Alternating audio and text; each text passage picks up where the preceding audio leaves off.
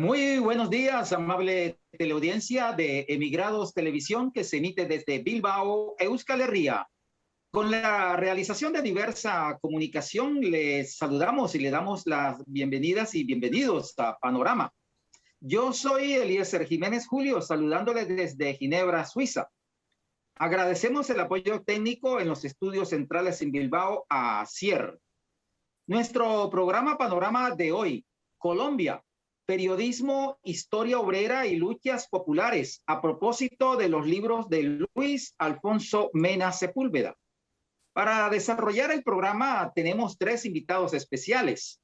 Luis Alfonso Mena Sepúlveda, colega, periodista, magíster en historia, escritor y profesor.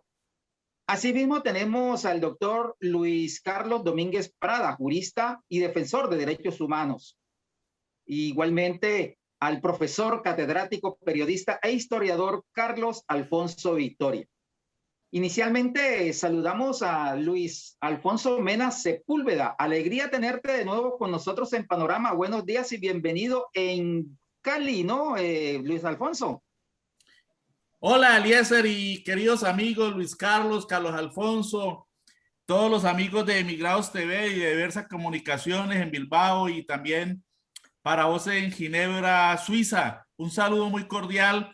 Me encuentro, sí, exactamente en Jamundí, a escasos kilómetros de la ciudad de Cali, capital del departamento del Valle del Cauca, en el suroccidente de Colombia.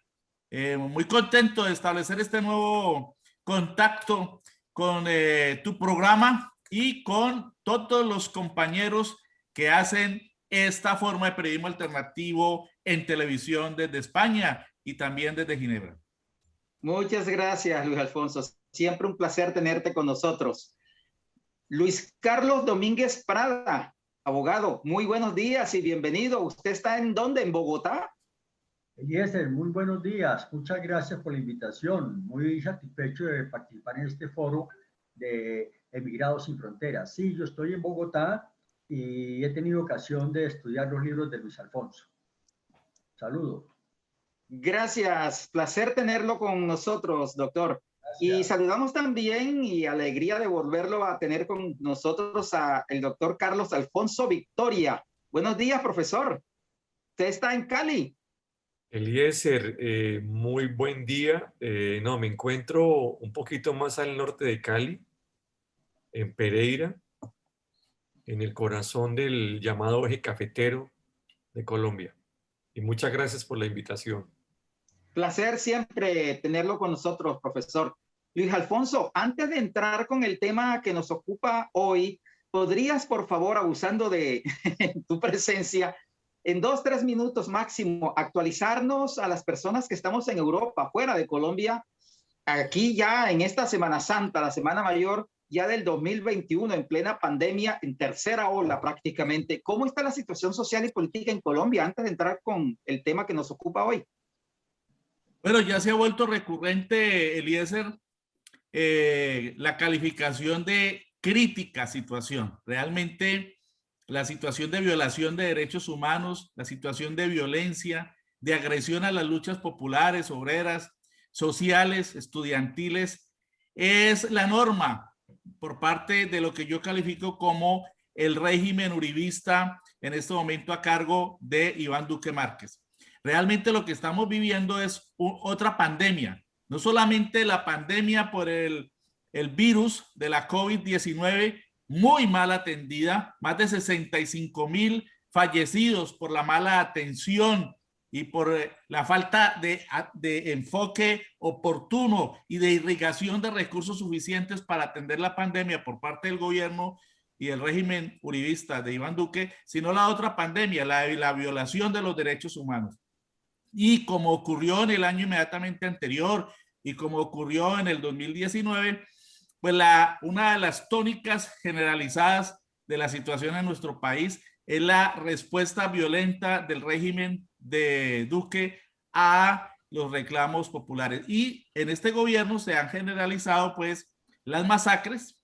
En este año de 2021 continuaron las masacres como ocurrió en el año inmediatamente anterior, cuando se contabilizaban alrededor de 70, más de 260 líderes sociales, defensores de derechos humanos y firmantes del acuerdo de paz asesinados. Los crímenes continúan.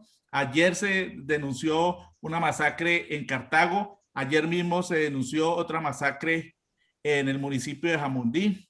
Ya se habían venido presentando otros hechos terribles, como los del Meta con los bombardeos en los que murieron varios niños bombardeados por el ejército colombiano. Y a esta pandemia de la violencia y la violación de los derechos humanos, pues se suma la tercera, que es la económica, que consiste en que el gobierno, no contento con la desatención al grueso de la población, incluso negando un subsidio de canasta básica para que la gente pueda sobrevivir en la encerrona en la que la tienen, pues está presentando un proyecto de reforma tributaria para agravar aún más la canasta familiar y esquilmar más el bolsillo de los trabajadores y de los desposeídos de este país.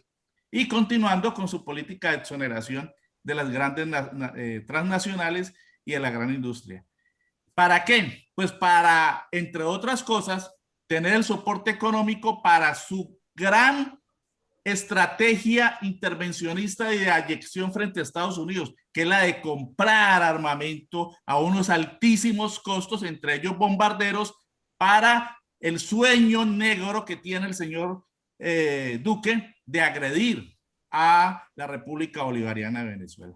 Esa es grosso modo la situación, que como ves es bastante gris, pero frente a la cual pues se alzan muchas voces y hay también un elemento muy importante y es el surgir de un pacto histórico que es un acuerdo de fuerzas alternativas populares y de izquierda que se está abriendo paso con miras a que en el próximo año haya por lo menos un cambio, no solamente en la presidencia de la República, sino en el Congreso de la República. Grosso modo, eso te podría informar, Eliezer.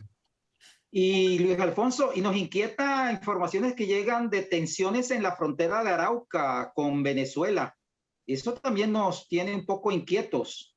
Exactamente, y sin duda lo que hay allí es otra ardid, otra maniobra del gobierno colombiano que está demostrado que ha patrocinado el injerencismo, estuvo detrás de la operación Gedeón, aunque después al verse descubiertos trataron de echarse para atrás, ¿no? Tanto así que han detenido a algunas de las personas que sirvieron de enlaces para esa intervención. Acuérdate, va a cumplir un año de haber sido derrotada la llamada Operación Gedeón, el intento de invasión de Venezuela que se programó desde haciendas de Paras en La Guajira y de lo cual se tenía pleno conocimiento. Tanto así que aquí una cadena radial se dio el lujo de entrevistar a uno de los gestores, a un desertor de la Fuerza Armada Nacional Bolivariana que radicaba en Colombia y que era uno de los que coordinaba el entrenamiento de las fuerzas mercenarias para agredir e invadir a Venezuela. Y lo entrevistaron aquí en directo en una cadena radial y él confesó todo. ¿Cómo así que esto ocurre a la luz pública y el gobierno se hace el desentendido y dice que no sabía? El gobierno colombiano se ha demostrado en múltiples documentos periodísticos y de denuncias de diferentes investigadores que está comprometido con la agresión contra Venezuela. Y eso que está ocurriendo en Arauca, en los límites con Arauca, pues hace parte de toda esa estrategia.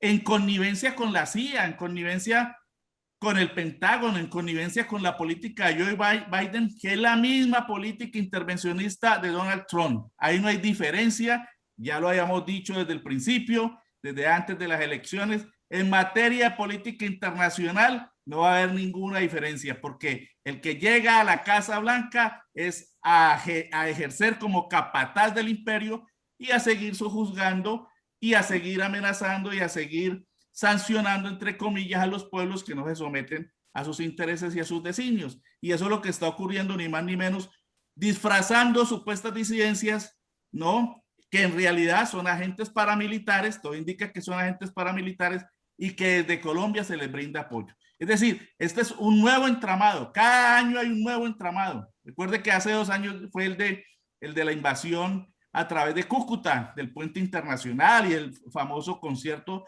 de solidaridad también derrotado, y un año después pues fue lo de la fracasada invasión, de tal manera que en este año nos vemos enfrentados a una nueva intentona para tratar de crear condiciones con el fin de convocar el nefasto y sepultado TIAR, Tratado Interamericano de Asistencia Recíproca, ¿no? Un rezago, una huella nefasta todavía de la Guerra Fría, anacrónica, para tratar de intervenir en Venezuela. Muchas gracias, Luis Alfonso Mena. Realmente has hecho un resumen y nos has actualizado gracias de lo que ocurre en Colombia. Bueno, ahora sí, a lo que venimos, Luis Alfonso. Usted ha escrito varios libros, pero hay dos en especial que llaman la atención. Uno de ellos, Periodismo Independiente en Colombia, donde haces un recuento muy amplio sobre la historia de la revista Alternativa y donde precisamente el abogado que nos acompaña, doctor Luis Carlos Domínguez Prada, escribió el prólogo. Y el otro libro, La historia de un sindicato del pueblo, con relación a Sintra, municipio de Yumbo, Valle, 60 años de lucha y resistencia.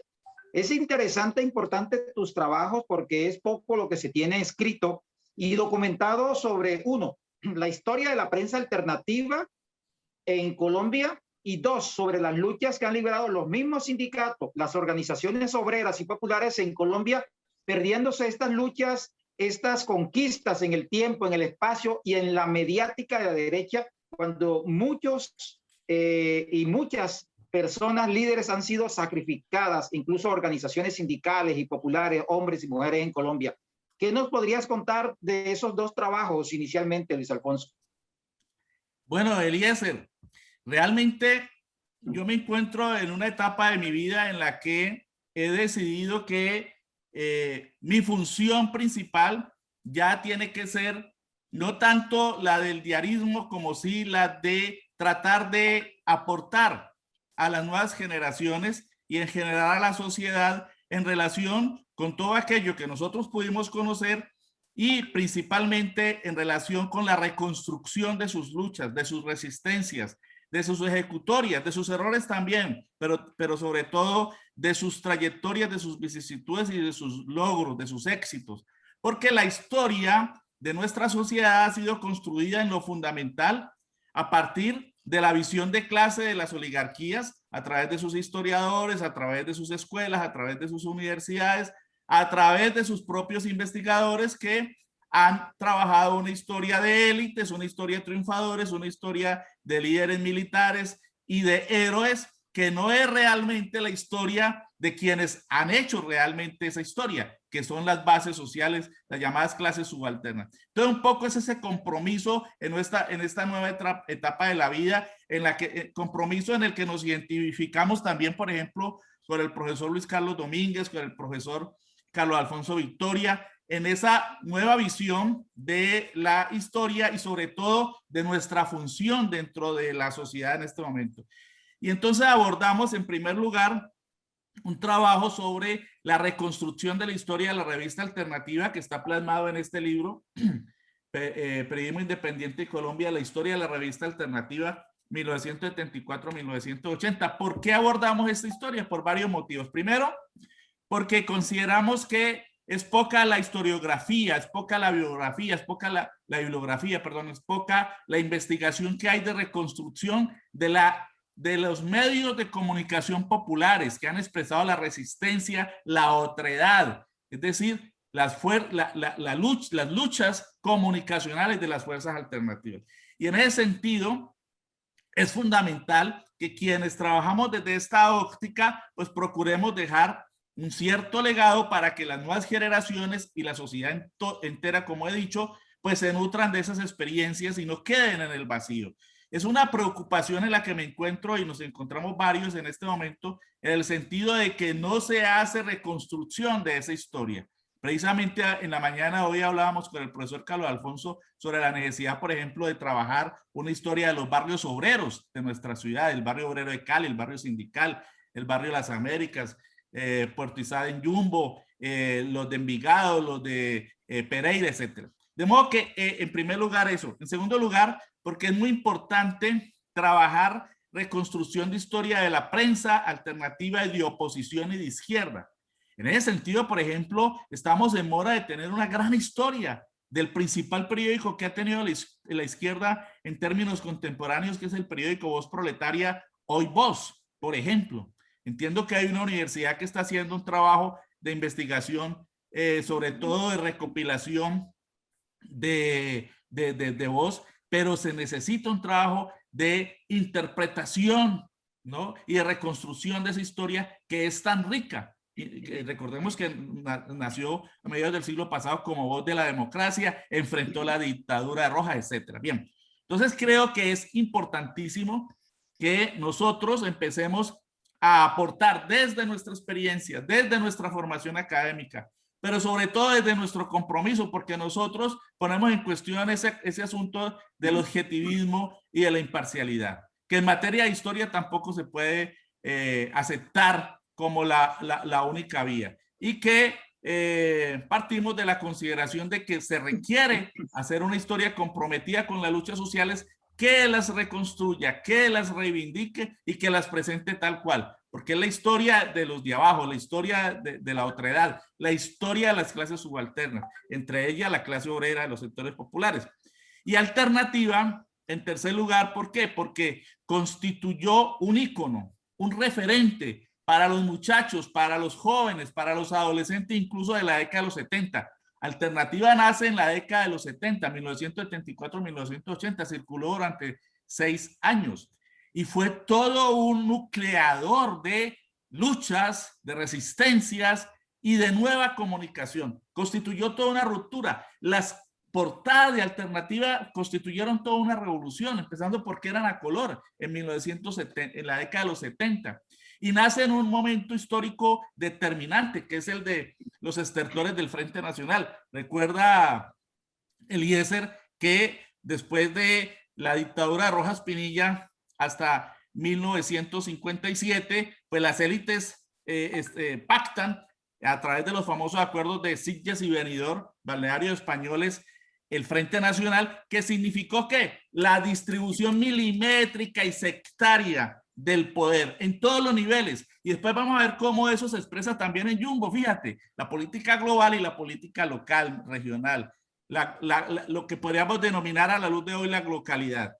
¿Y cómo se expresó eso en términos de exclusión? Es más, es en esa época de los estertores del Frente Nacional, que fue de 1958, pactado por Alberto Lleras Camargo, liberal, y Laureano Gómez Castro, conservador, fue hasta 1970, se prolongó hasta el 74, con el nefasto gobierno de Pastrana, de Pastrana Borrero, de Misael Pastrana Borrero, año en el que ocurrió la masacre de los estudiantes del 26 de febrero de 1971 en Cali, por ejemplo. Bien, entonces esta revista nace en esa coyuntura y en esos estertores del Frente Nacional, es decir, en esa fase que sigue al Frente Nacional, pues es cuando surgen los principales movimientos guerrilleros que ha tenido nuestro país. El 64, las FARC, el ELN, el EPL, y en el 74, 10 años después, el M-19. El M-19 tiene mucho que ver con esa historia de Alternativa,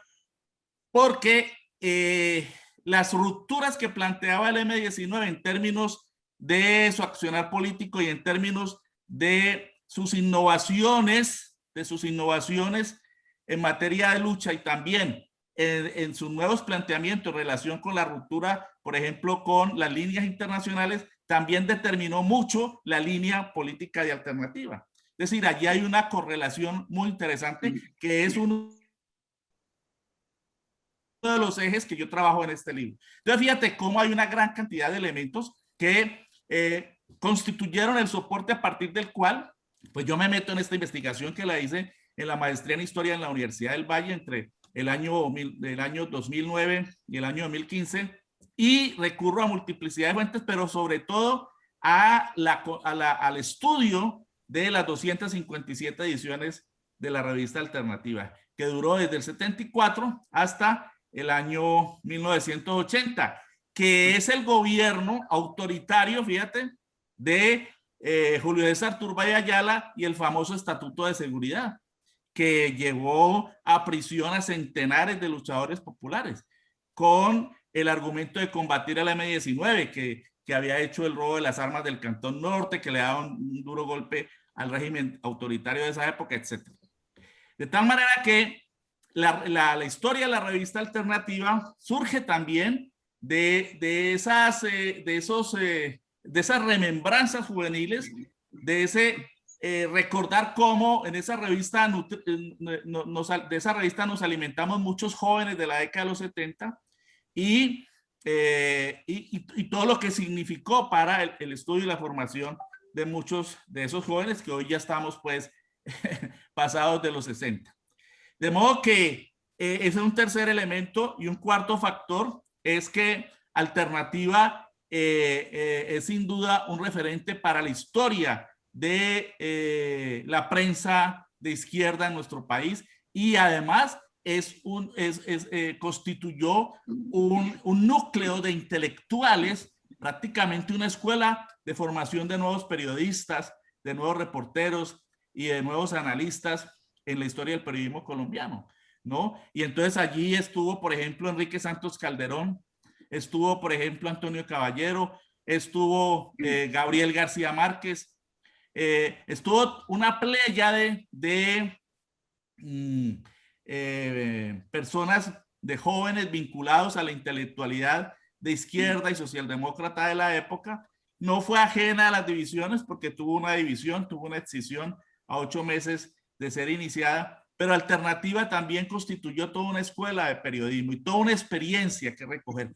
Y en quinto lugar, es muy importante para mí, o fue muy importante para mí, dentro de los ejes de investigación, el entender la historia Alternativa como una historia no solamente de la izquierda de la época, una época en la que obviamente pues no había internet y no había todas estas cosas de la electrónica que tenemos hoy y que han cambiado tanto la comunicación, y en la que, por consiguiente, todos los partidos, grupos, subgrupos, tendencias, fracciones, facciones se expresaban a través de sus propios medios de comunicación. En ese sentido fue una época muy prolífica que yo también estudio recurriendo a diferentes fuentes. Hago una clasificación de la multiplicidad de medios de comunicación de la oposición y de la izquierda que había en la época. Me apoyo en algunos estudios, por ejemplo, recuerdo mucho el estudio que hizo en la revista Estudios Marxistas Álvaro Oviedo, y en ese sentido entonces hacemos también un recorrido por la historia de las publicaciones obreras, populares y de izquierda de esa época, que como te digo fue muy prolífica. Y además de eso, un último eje que te planteo es que la historia Alternativa es también la historia de la clase obrera, de sus luchas, de sus conquistas, pero también de sus errores y de sus divisiones. Hay un capítulo que a mí siempre me interesó mucho, que es la tendencia divisionista dentro de la izquierda, y eso se expresó en la clase obrera y en esas luchas intestinas que se daban intersindicales entre las diferentes escuelas, entre las diferentes tendencias ideológicas y políticas, la línea Moscú, la línea Pekín, la línea Cuarta Internacional Trotskista, etcétera, etcétera. Todo eso se reflejó en esa tendencia divisionista de la izquierda que hasta hoy se prolonga, ¿no? De ahí la importancia del estudio de la historia. Uno encuentra, por ejemplo, en el capítulo de la tendencia divisionista dentro de la izquierda y dentro de las fuerzas alternativas, como hay fuerzas, ¿no?, que en esa época rompen, por ejemplo, con la Unión Nacional de Oposición, se dedican a desafiliar sindicatos de la Confederación Sindical de Trabajadores de Colombia, la CSTC, solo porque era de línea comunista, y entonces esas mismas tendencias se repitieron después 20, 30, 40 años, hasta hoy se están repitiendo. De ahí la importancia de ir a esas fuentes históricas para poder entender qué es lo que ha ocurrido, porque uno encuentra que muchos de nuestros jóvenes y de los nuevos liderazgos no conocen bien esta historia. Pues bien, esa es una de las misiones, una de las tareas que nos hemos propuesto con la revista Alternativa. Y para no alargarme más, pues entro al trabajo que está todavía por ser procesado, porque este es el proyecto. Es un libro que va a tener alrededor de 500 páginas sobre la historia del Sintra Municipio. ¿Qué es Sintramunicipio? Sintramunicipio es uno de los sindicatos más combativos y más sacrificados que ha tenido el movimiento sindical y obrero en el Valle del Cauca y en Colombia. Entonces, a propósito de los 60 años que se están cumpliendo en este 2021, en abril se cumple, el 30 de abril, por ejemplo, ya les otorgaron, del 61, perdón, les otorgaron la personería jurídica. Hacemos toda una reconstrucción de su historia. Apoyándonos en el método de Epi Thompson, Edward Palmer Thompson, el gran historiador marxista inglés, que escribió ese monumento pues, de la bibliografía de la historia de la clase obrera, que es la historia de la formación de la clase obrera en Inglaterra, 2 tomos, más de 1000 páginas. Y la metodología que él nos plantea es la de reconstrucción de la historia, pero recurriendo a las bases sociales, a los hacedores de esa historia, a los braceros, a los obreros, a la gente que todos los días se levantaba a las 5 de la mañana a trabajar y a cumplir horarios y eran los esclavos de la época de las máquinas y del capital. Es recurriendo a esas fuentes. Eso es el método que recojo de estudio y de plasmar en el texto del libro. Y en ese sentido, pues hay 33 entrevistas con numerosos actores sociales y sobre todo obreros y dirigentes y líderes obreros de Sintra Municipio. Y Sintra Municipio tiene una historia bellísima, ¿no? De grandes conquistas, pero también de ligazón con su pueblo. Por eso lo denominamos un sindicato del pueblo. No todos los sindicatos son del pueblo. No todos los sindicatos trascienden la función gremialista. Y aunque tuvo una primera etapa muy signada, la de los 60, porque nació en la época del Frente Nacional, muy signada por esa distribución milimétrica del poder de la que hablaba ahora, ¿no? En la que en el municipio de Yumbo, pues, o eras liberal o eras conservador, y así te clasificaban, y así era en todo el país. Y si no lo eras, quedabas por fuera. Eso generó la exclusión y generó la resistencia. Por eso decimos 60 años de lucha y resistencia. Y tiene 2 grandes líderes que desde mi óptica marcan la segunda gran etapa de Sintra Municipio, que va del 75 al 96, que son Dionisio Calderón y Fidel Castro Murillo. Fueron 2 grandes líderes, muy jóvenes, que un obrero de la construcción, el Dionisio, el otro un docente universitario, cuando los docentes todavía podían hacer parte de los sindicatos municipales, y marcan la historia de Sintra Municipio. Tanto incidieron en las transformaciones y en su vinculación con el pueblo, que a Dionisio lo persiguieron con saña. Dionisio dejó una gran obra, dejó la ambulancia para su municipio, la única ambulancia que durante muchos años ha tenido Yumbo, es la del Sindicato de Trabajadores del municipio de Yumbo, que presta servicio 24 horas a toda la población. Función que debería cumplir, por ejemplo, el gobierno municipal, no, eso lo ha cumplido el sindicato. Dejó un barrio obrero que hoy es de los mejores barrios de Yumbo, se llama el barrio sindical Dionisio Calderón.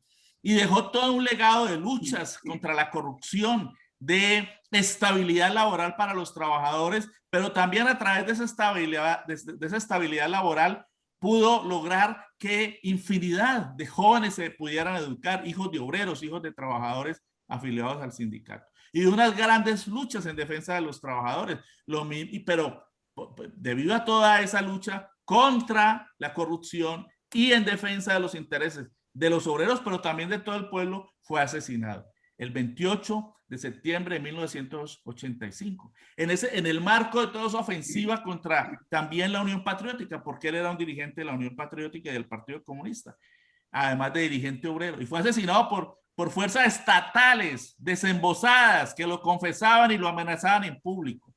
Y ese crimen a hoy, 36 años después, sigue impune.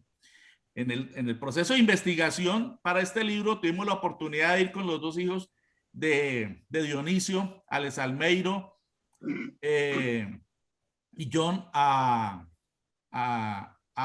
y el hermano de él, Jorge, a la fiscalía en Popayán para hablar con la fiscal de Derechos Humanos que tiene todavía el caso, y solo recibió al hermano de Dionisio.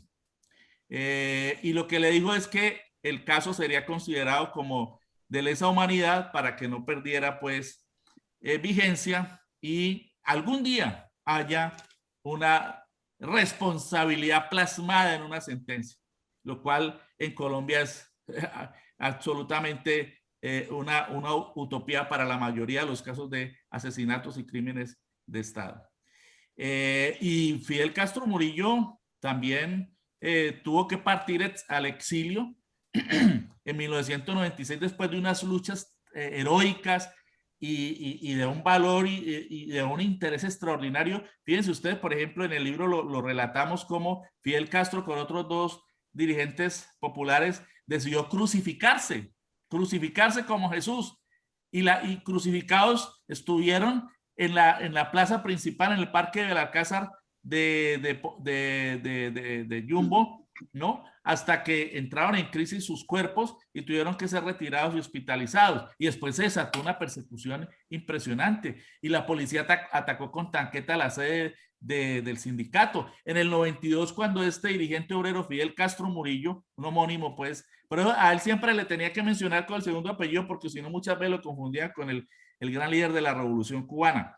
Fidel Castro Murillo fue objeto de persecución, porque este sindicato también ha participado en el ejercicio político y Fidel Castro Murillo fue candidato a la alcaldía en el 92, pues le pusieron una bomba en el sindicato, casi vuelan la sede. Estos hechos y estos episodios también los narramos en nuestro libro, e infinidad pues de otras circunstancias hasta el día de hoy.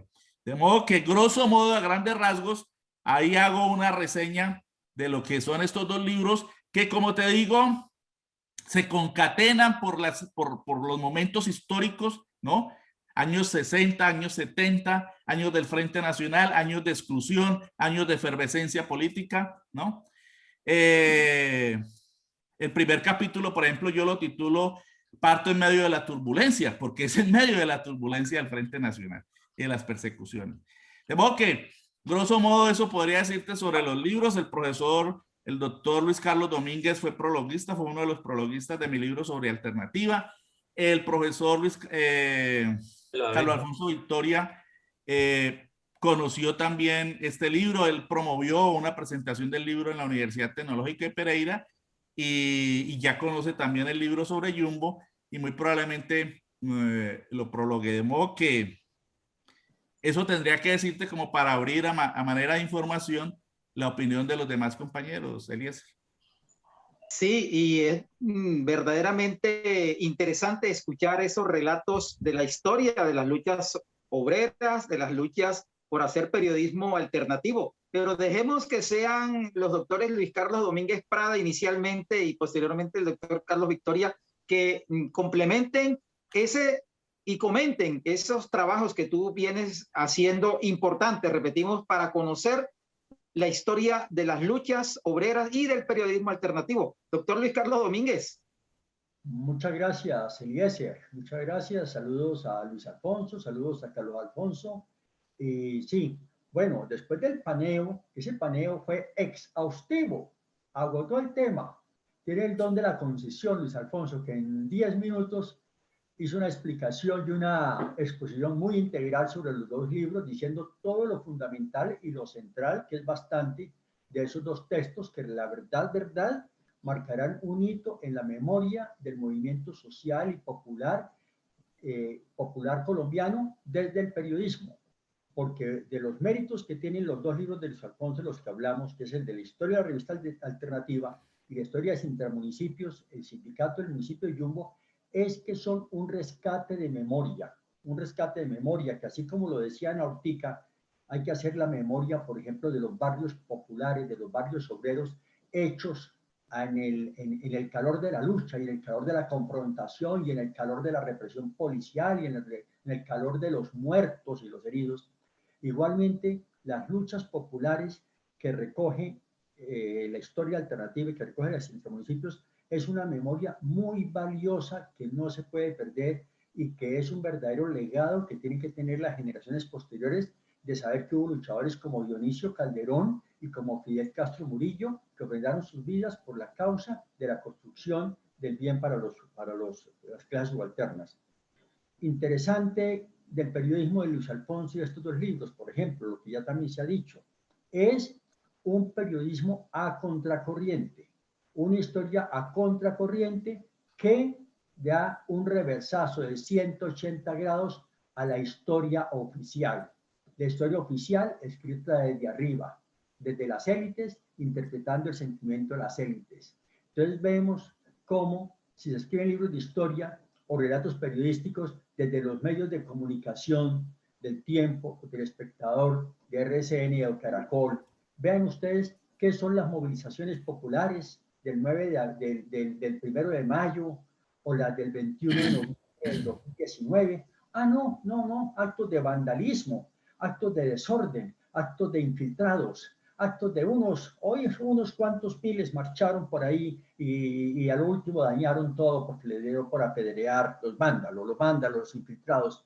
A eso se reduce el periodismo y la memoria de las luchas populares desde las élites. Este periodismo y esta memoria la rescata desde abajo, desde donde debe ser, y con el particular énfasis en el libro de Sintramunicipios, que recoge la voz de los protagonistas, de los dolientes, de los héroes y de las víctimas de esa causa, que son los que la construyeron, los que la hicieron, los que pusieron los muertos, los que vieron caer a sus compañeros heridos, los que recibieron el bombazo en el sindicato, no la visión del comandante de la policía sobre esa bomba. Ah, no, que diría hoy que no, fueron las disidencias de la FARC. En ese entonces no, fuera como decían cuando la exterminio de la Unión Patriótica. Ah, no, es que como es el brazo armado de la guerrilla, pues las familias de los secuestrados y de las víctimas de la FARC también están tomando contra ellos su venganza, porque también tienen derecho a vengarse, cosas de ese tipo. No, esta es la posición desde los propios protagonistas autorizados, porque son las víctimas y son los gestores de la historia que nos dicen cómo se construyen procesos. Y procesos como el de Sintramunicipios, que tiene una virtud excepcional y que no es la corriente entre el sindicalismo colombiano. Sintramunicipios fue un sindicato que ligó las reivindicaciones propias con las reivindicaciones populares del municipio de Yumbo. Por eso se metió en el alma de la población, por eso se metió en el sentir comunitario, y Sintramunicipios representa no solo los trabajadores del municipio, para quienes logró cosas reivindicativas muy importantes, sino logró reivindicaciones populares, las más sentidas de la comunidad, en seguridad, en salud, en educación, en defensa de derechos humanos. De ahí cosas que son anécdotas apenas y pequeñas, pero significativas. Lo que decía Luis Alfonso, la ambulancia del municipio de Yumbo era la del sindicato, increíble. Un sindicato asistiendo al municipio, al Estado, en una necesidad básica fundamental, que es una ambulancia. Eso es una ambulancia, es como un litro de sangre, eso es indispensable tenerlo el Estado, pero no lo tenía el Estado, lo tenía el sindicato. Y ese sindicato, con esa virtud grande de haber empoderado a la población, de haberse unido a las causas de la población, además tuvo inquietudes en formarla, porque Dionisio Calderón, como lo resalta el libro, insistía en la formación ideológica, en la preparación de la gente, lo mismo Fidel Castro Murillo. Hay que formarlos, hay que darle con... ¿Por qué? Porque era un sindicato de clase, clasista. No perdieron en cuenta eso. No era el sindicato aséptico, no era el sindicato ecléctico, no era el sindicato tolerante que llaman ahora, que es que todo hay que, ante todo, la conciliación, porque hay cosas que no se pueden conciliar, sin ser extremista ni esas cosas. No, era el sindicato que tenía su marca de clase, y como marca de clase sabía que tenía unas reivindicaciones en las que había un enemigo que lo iba a confrontar y que lo iba a perseguir, y si podía hasta lo destruía, y había puntos en donde no podía transigir.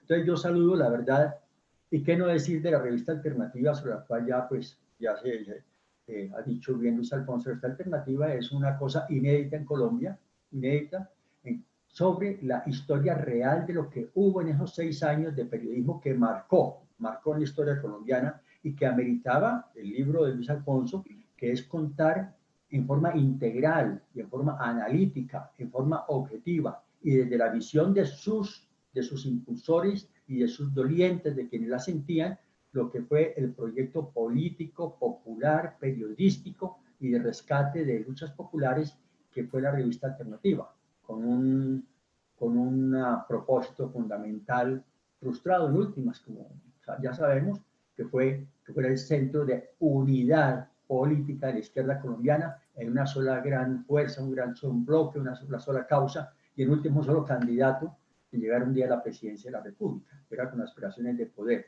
desde lo popular. Y ahí, como está dicho, pues también hubo luego las escisiones, las dimisiones, las rupturas, y todo terminó en un monumento muy grande, muy valioso a la memoria, frustrado en su propósito final, pero quedó como un gran testimonio de un gran realización política y periodística que no desaparecerá de la historia y que muchos conservamos en la mente y muchos conservamos en la conciencia, y que qué bueno que una obra de estas sea para herencia de los que vengan después y vean cómo hubo luchas, hubo causas, hubo jornadas, hubo actos heroicos, hubo victimizaciones, hubo martirios, y que ahí vale la pena luchar por cosas. Bueno, dejo por lo pronto así, sí, a menos que adelante haya más por decir o le parezca a Eliezer. Gracias. Gracias, doctor Luis Carlos Domínguez Prada. Profesor, historiador y periodista Carlos Victoria, su comentario sobre los libros y los trabajos que ha venido desarrollando, importante, repetimos, colega periodista, historiador Luis Alfonso Mena. Gracias, Eliezer. Yo creo que ya me dejaron muy poquito. Me dejaron muy poquito para agregar. Sin embargo, quiero como resaltar algunos aspectos. Lo primero, con respecto a al libro Periodismo Independiente en Colombia, la historia de la revista alternativa 1974-1980.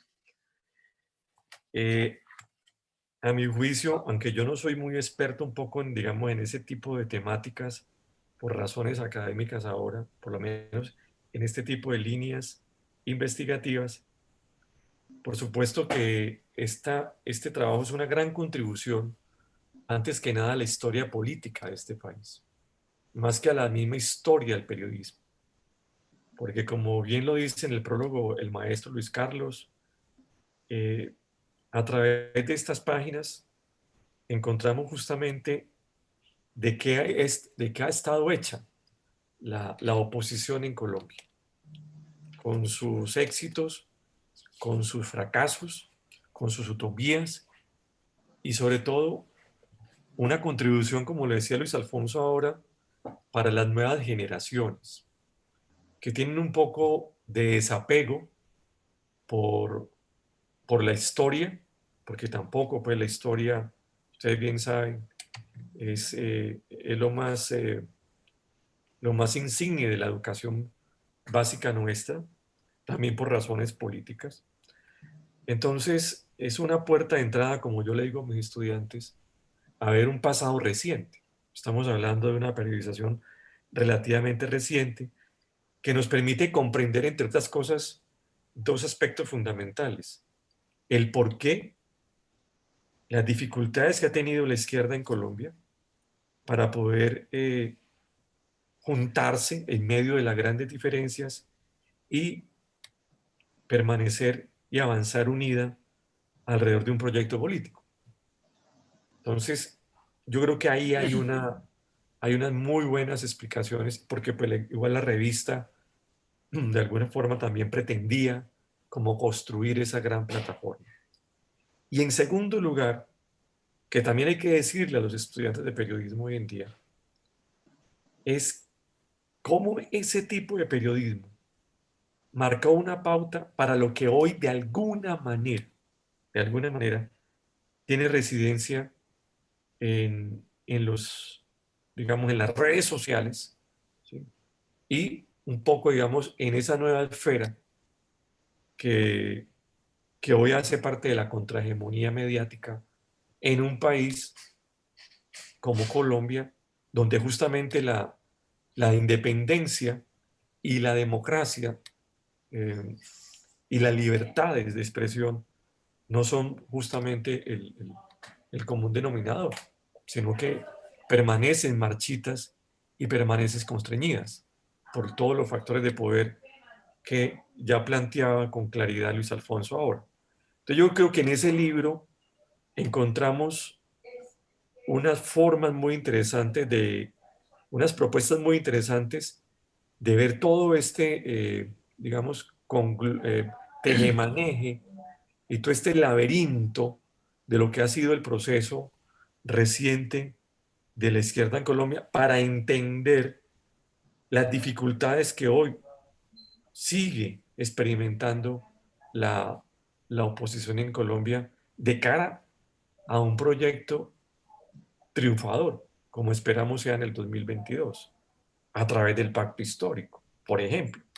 Entonces yo creo que ver las dificultades de hoy implica volver a ver las dificultades y los tropiezos de esa unidad frustrada que narra Luis Alfonso en su libro, a propósito también de uno de los grandes objetivos de la publicación. Bien, y con respecto al texto de la historia de un sindicato del pueblo, yo empecé a leerlo, no lo he terminado,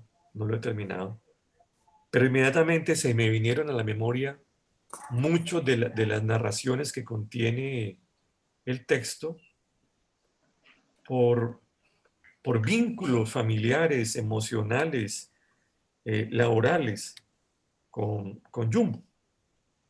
De hecho, mi cédula es de Jumbo y de entrada les digo que eso me ha traído problemas en mi vida. Es decir, ¿cédula de dónde? Ah, de Jumbo.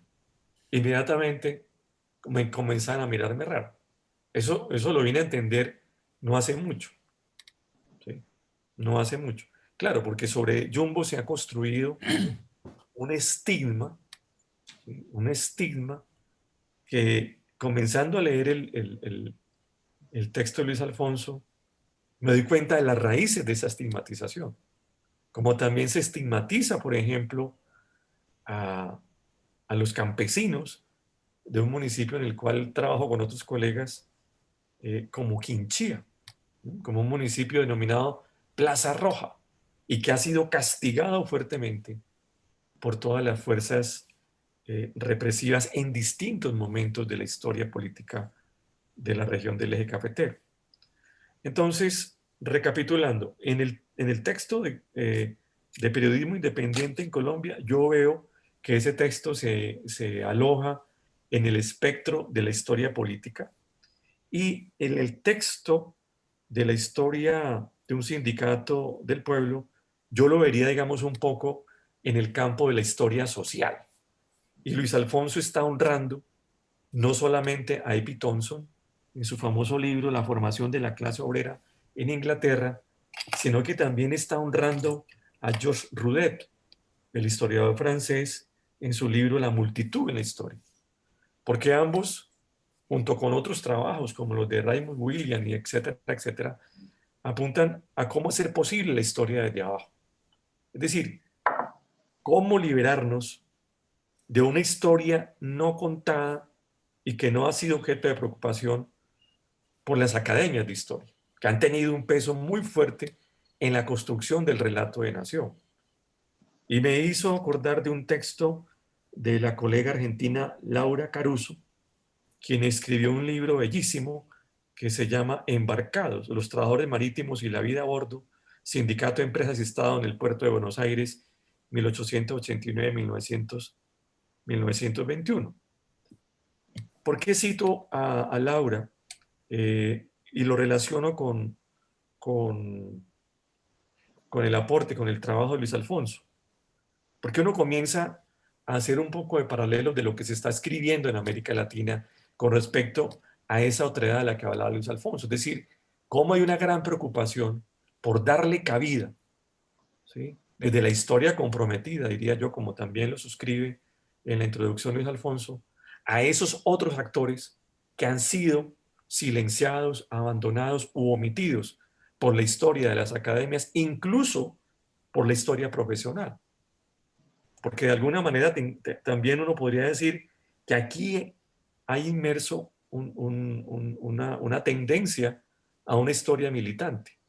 Y eso me parece que es muy interesante en un país donde el periodismo, y lo digo con lo que eso significa, está prostituido. Y hay muchas evidencias sobre cómo el periodismo está prostituido.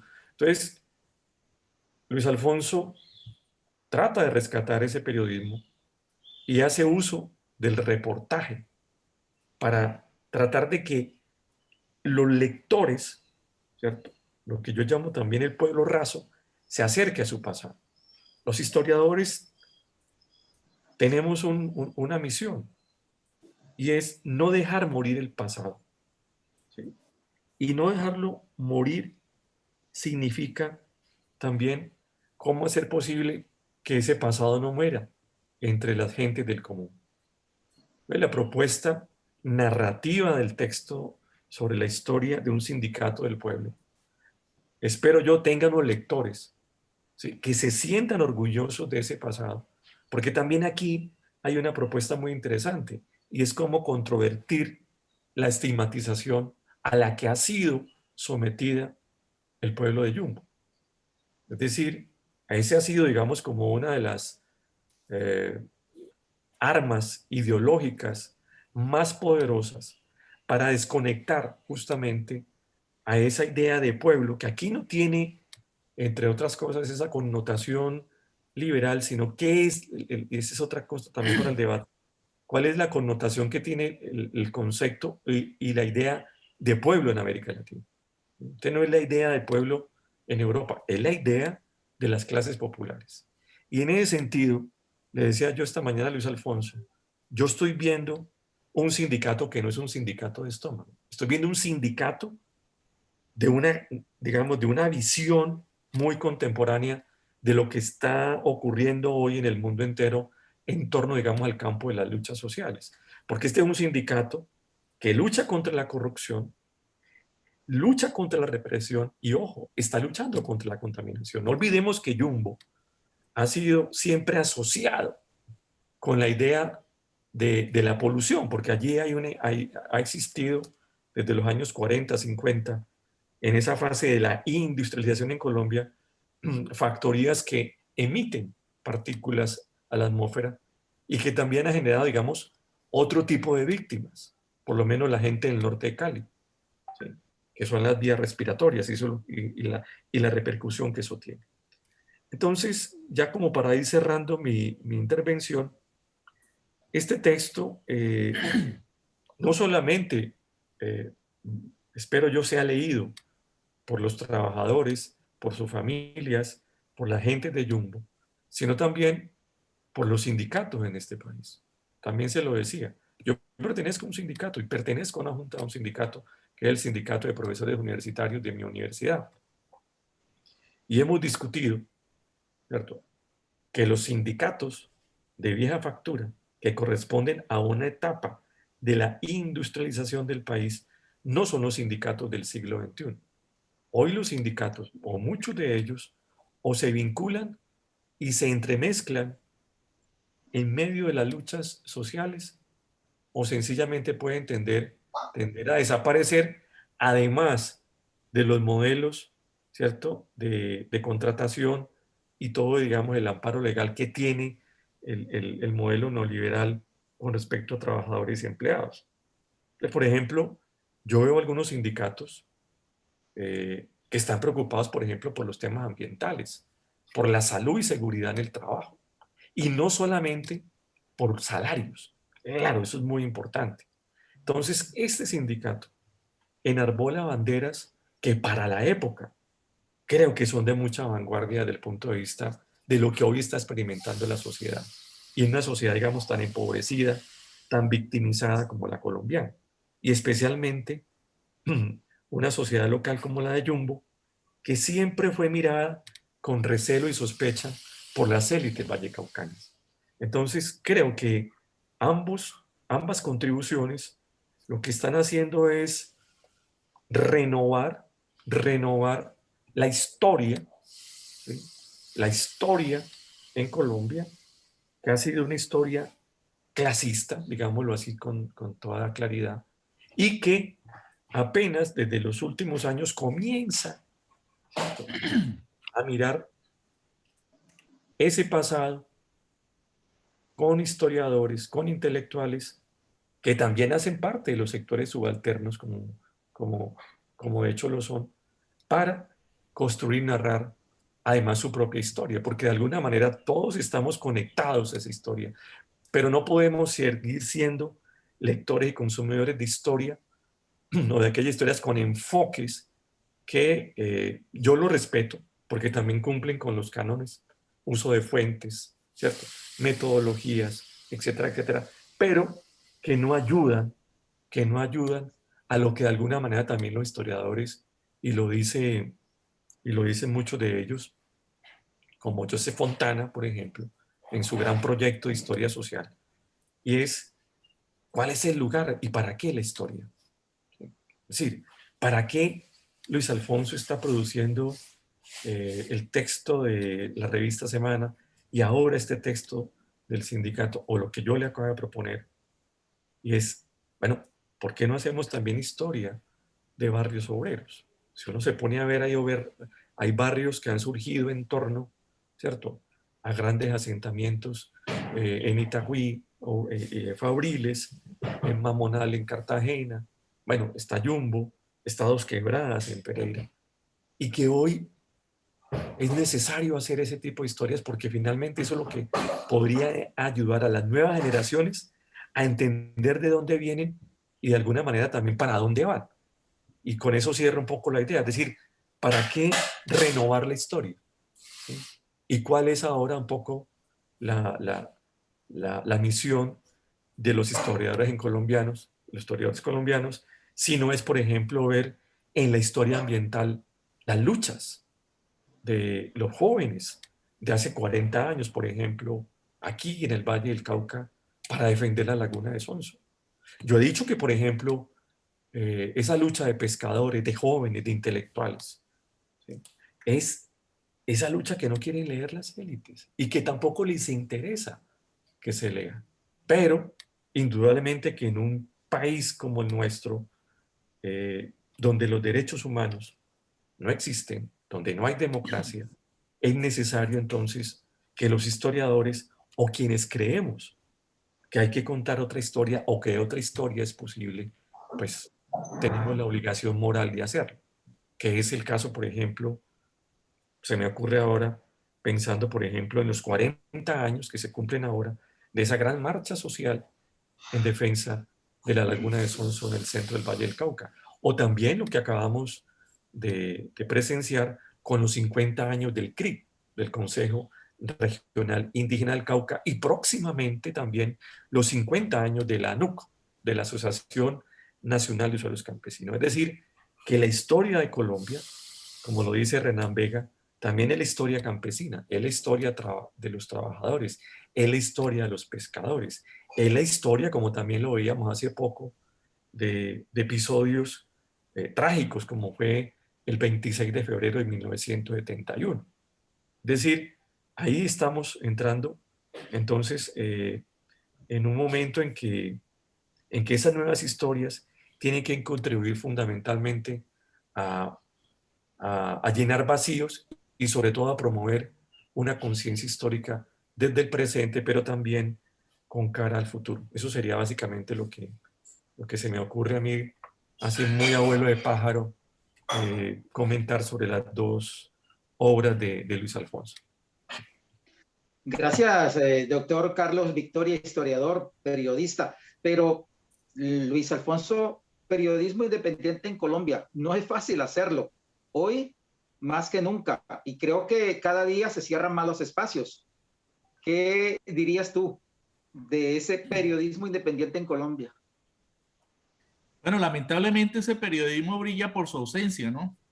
Lo que tratamos de recoger precisamente con este libro, Periodismo Independiente en Colombia y la historia de la revista alternativa, es una experiencia de ese ejercicio de hacer periodismo desde la otra orilla, desde la otra edad, desde lo alternativo, desde la izquierda, desde la oposición, desde lo popular, lo obrero, que si bien es cierto fue a partir de iniciativas de un núcleo de intelectuales, la mayoría de ellos no ligados con el movimiento obrero, pero conscientes de la importancia del movimiento obrero y popular y con un compromiso en general social y algunos con compromiso de clase, pues desarrollaron una forma comunicacional que les sirvió a las fuerzas populares y a la sociedad para expresarse y para dar cabida, para visibilizar las otras opciones y las otras interpretaciones y las otras visiones de la sociedad.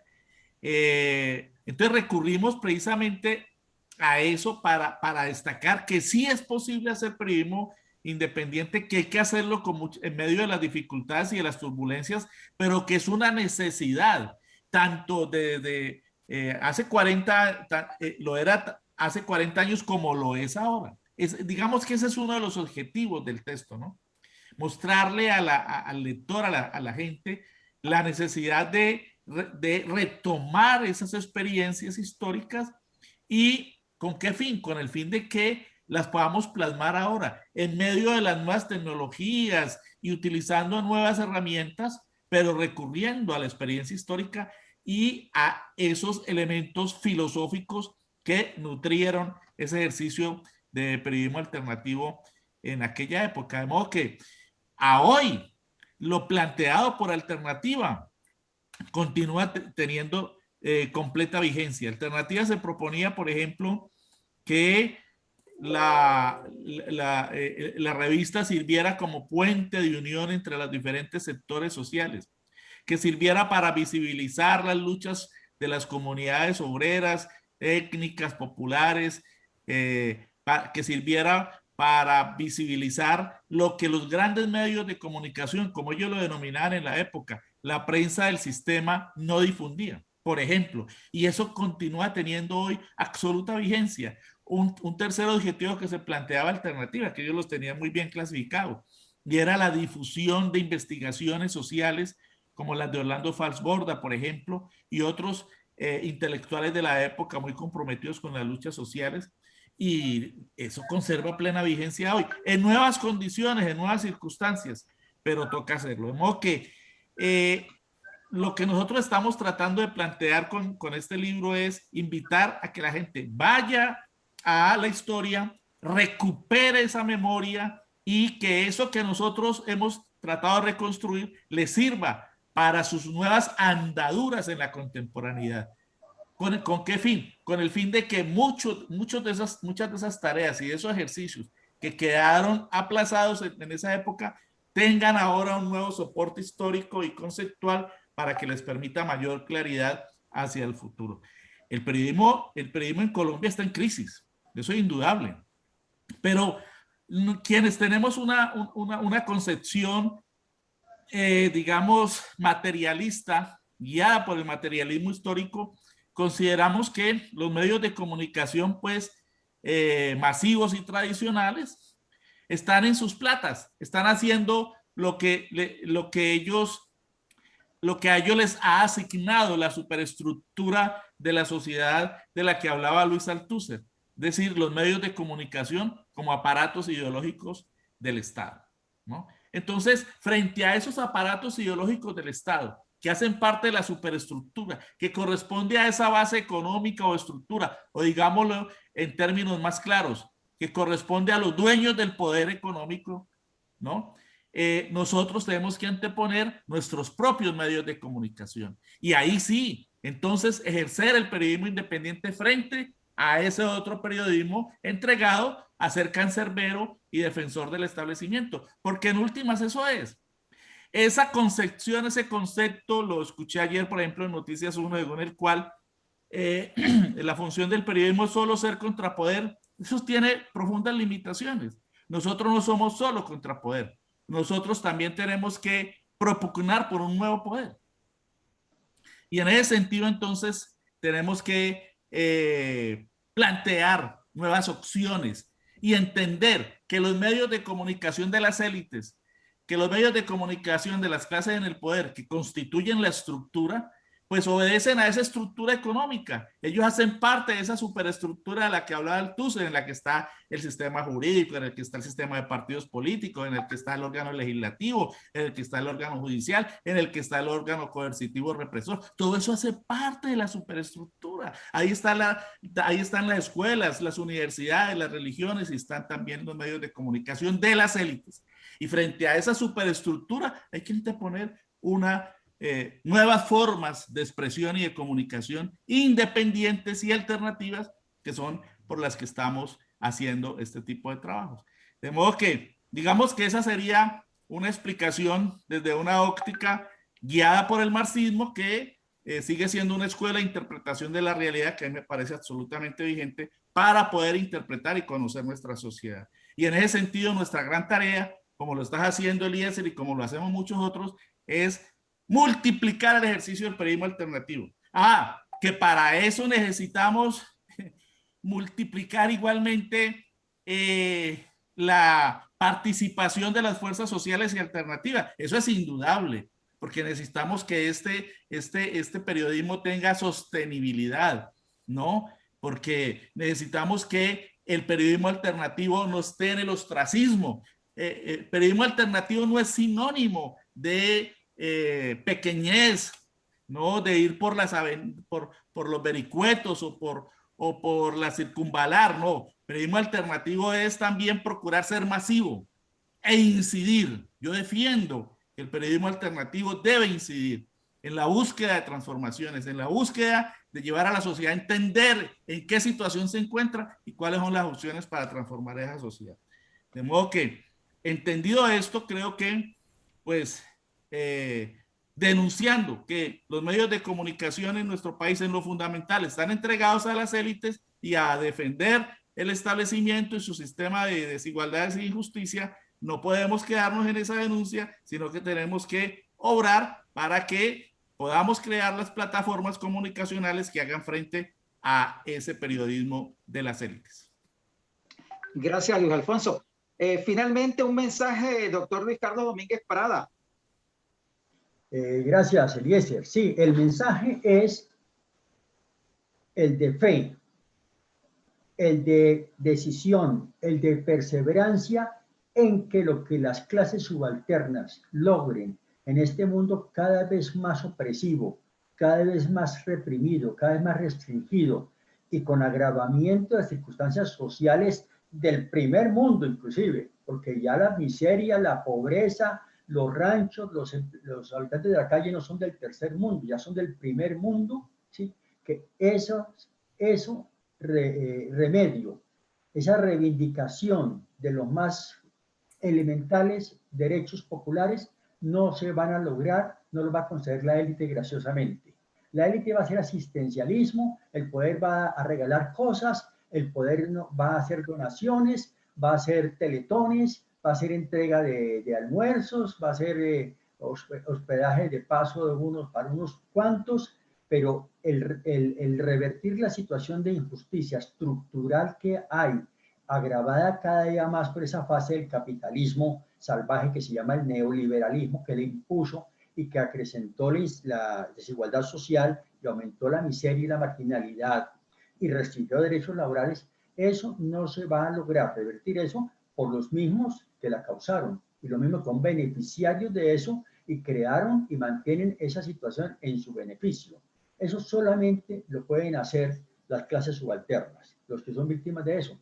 Entonces, el mensaje es de que sea testimonial estos textos y estas exposiciones, sean testimoniales para que las clases subalternas sepan que tienen que retomar la conciencia de clase y la conciencia de lucha para que sigan trabajando y porfiando, porque por lo menos mientras no se logre cambiar, que ya será una aspiración a la que se va a llegar, de ser poder, obviamente, de ser poder, como decía Alfonso, no solamente ser contrapoder, sino aspirar a ser poder, ¿sí? Mientras no se revierta, no logre esa causa que es la última, se dé la pelea para arrancarle al sistema por lo menos las condiciones de dignidad, de seguridad, de habitabilidad, del vivir digno al que tiene derecho la ciudadanía y que en un momento dado el mismo poder capitalista se preocupó por eso, señor. En algún momento de la historia, que fue cuando creó el estado del bienestar, para más o menos, que la gente toda tuviera condiciones dignas de vida y ya hoy está de regreso de eso. Entonces, saber que hay que dar la pelea, pero que no va a ser ni fácil, ni concesión graciosa desde los que les quitaron eso, sino va a ser arrancado a través de la lucha. Y de ahí la importancia de estos testimonios. Gracias, Eliezer. Muchas gracias, doctor Luis Carlos Domínguez Prada. Finalmente, doctor Carlos Victoria, historiador, colega periodista, profesor, su mensaje. Eliezer, el mensaje, invitar a quienes nos siguen, a quienes nos ven, a leer a Luis Alfonso Mena, a leer sus trabajos, a leer el libro sobre la revista Semana y a leer el nuevo texto que va a Alternativa. aparecer sobre la historia del sindicato de Jumbo, un sindicato del pueblo. En segundo lugar, a seguir renovando la historia y lo que eso implica. En tercer lugar, a no dejar morir el pasado, a no dejarlo en los brazos del olvido. Y en cuarto lugar, también entender que tanto el periodismo independiente como los historiadores que se ocupan de la historia social y en especial de la historia subalterna, pues están llamados a crear tanto conciencia histórica como conciencia política en un país que, como Colombia, la necesita. O sea, yo veo dos pilares fundamentales en este proceso. Un periodismo, como decía Luis Alfonso, que no solamente sea contrahegemónico, sino que también tenga como objetivo los procesos asociados, digamos, a poderes políticos que vayan en dirección justamente a las aspiraciones de las grandes mayorías. Y en segundo lugar, historiadores comprometidos justamente con develar e iluminar aquellas grietas y sombras sobre un pasado que es necesario todos los días develar. Y en ese sentido, creo que las dos contribuciones de Luis Alfonso apuntan justamente a esa dirección. La historia de una revista, la historia de un sindicato. Me parece que, como también lo hemos aprendido a través de otras tantas contribuciones, solamente será el tiempo el que permita madurar estas obras para que las nuevas generaciones tengan mayores herramientas de análisis, de discusión, pero también de proposición en sus luchas y en sus aspiraciones por una mejor sociedad. Gracias, doctor Carlos Victoria. Finalmente, Luis Alfonso Mena Sepúlveda, tu mensaje para cerrar el programa de hoy.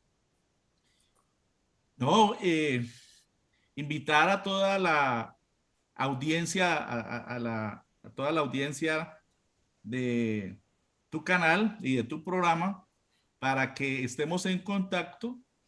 Sé que es difícil que desde Europa se pueda llegar a estas obras impresas como la de la historia de la revista alternativa. Próximamente estará impreso también el libro sobre la historia de Sintra, municipio de Jumbo, pero llegará el momento en que los pondremos en las redes para su lectura virtual y en ese momento entonces también podremos iniciar un interactuar, un diálogo desde nuestro continente hacia Europa con todas las personas que a bien lo tengan para enriquecer estos textos como lo plantea Carlos Alfonso.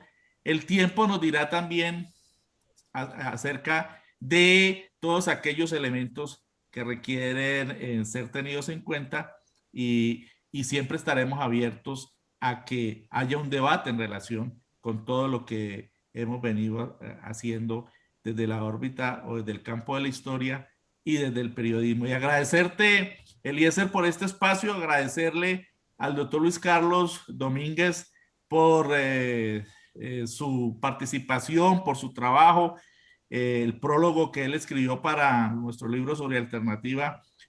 Es un prólogo supremamente interesante que también invito a leer y a estudiar. Y agradecerle también a Carlos Alfonso.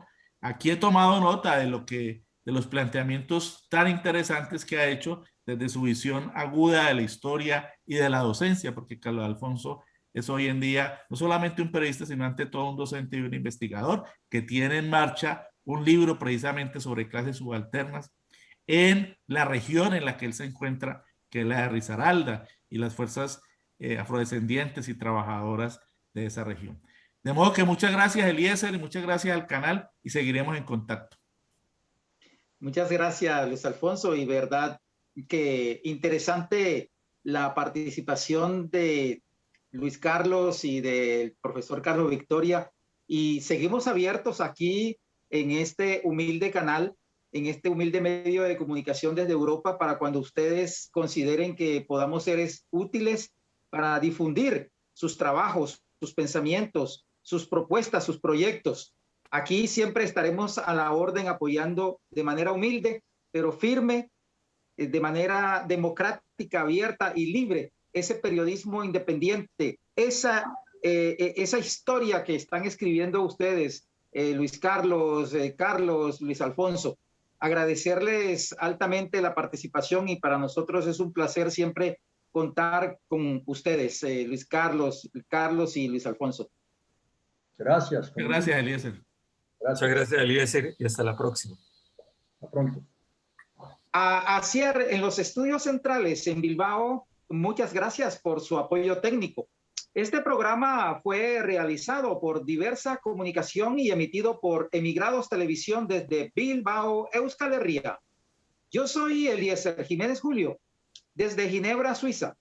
A ustedes, amable teleaudiencia, agradecerles por su atención y tengan ustedes feliz resto de día. Muchas gracias.